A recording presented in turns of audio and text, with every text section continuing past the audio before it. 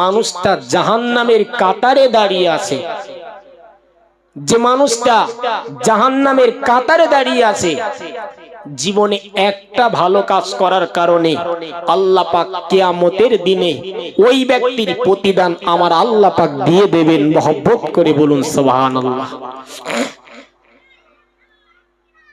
ভাইরা আমার, আল্লাহ পাক তিনি বিচার করবেন, সূক্ষ্ম বিচার।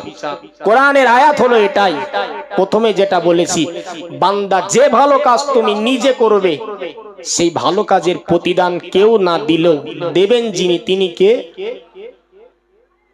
ওয়ামা জানেরা যুবকেরা ও আমার নবী পাকের উম্মত উম্মতানেরা, আল্লাহ নবী জানান ওই সময়তে দেখা যাবে ওই জাহান্নামী ব্যক্তিটি ওই জান্নাতি ব্যক্তিকে উদ্দেশ্য করে বলবে, ও আল্লাহ পাকের জান্নাতি মেহমান, আজকের আমার ঠিকানা জাহান্নাম, আজকের আমার ঠিকানা জাহান্নাম।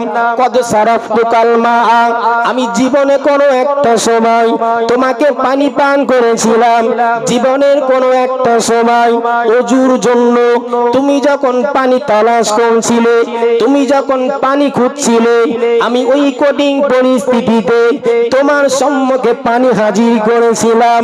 আল্লাহ নবী জানান ফায়াশফাউ লাহু ফায়দখুলুল জান্নাহ, ওই সময়তে ওই জান্নাতি ব্যক্তি আল্লাহর কাছে হাত তুলে বলবে, ও রব্বুল আলামিন, আল্লাহ পাক আজকের ওই বান্দাগুলোকে আপনি জাহান্নামে দেবেন না, আজকের ওই বান্দাগুলোকে আপনি দোজখে দেবেন না, আজকের ওই বান্দাগুলোকে ওই জাহান্নামের কঠিন শাস্তির সম্মুখীন করবেন না।